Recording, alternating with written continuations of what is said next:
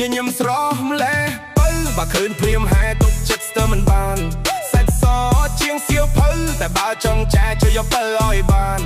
យូនធ្វើជាគូស្គរបងឲ្យនាងស្គាល់អារម្មណ៍សុខសាន្តបើអូននាងព្រមមែនបោះស្ម័គ្រជូនពៅដើរលេងកំសាន្ត24ខែត្រង់ប៉ុននឹងមិនស៊ីភ័យដើរលេងមិនឲ្យអូនចំណាយលុយមាន power bank ទុកឲ្យអូនដើរដោតបងឲ្យធ្វើកៅអីត្រៀមទុកឲ្យអូនអង្គុយ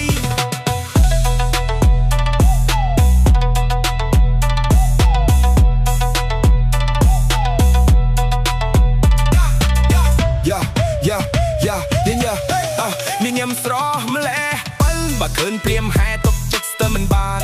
សាច់សជាងសៀវភៅតែបើចង់ចាយជួយយកពៅឲ្យបានយូនធ្វើជាគូស្គរបងឲ្យនាងស្គាល់អារម្មណ៍សុខសាន្តបើអូននាងព្រមមែនបោះស្ម័គ្រជូនពៅដើរលេងកំសាន្ត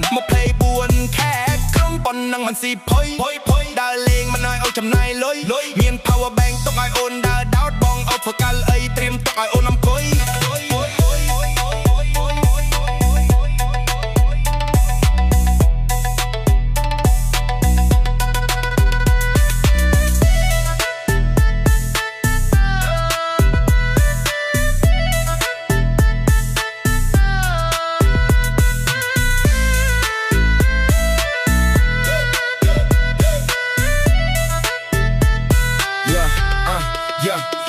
ញញឹមស្រស់ញ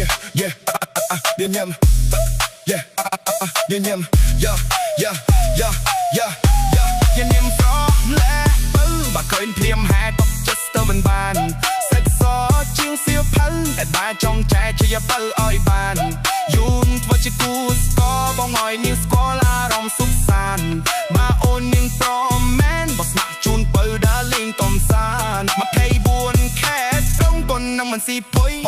ដើរលេងមិនឲ្យអូនចំណាយលុយមាន power bank ទុកឲ្យអូនដើរដោតបងអត់មកកាល់អីត្រៀមទុកឲ្យអូនអង្គ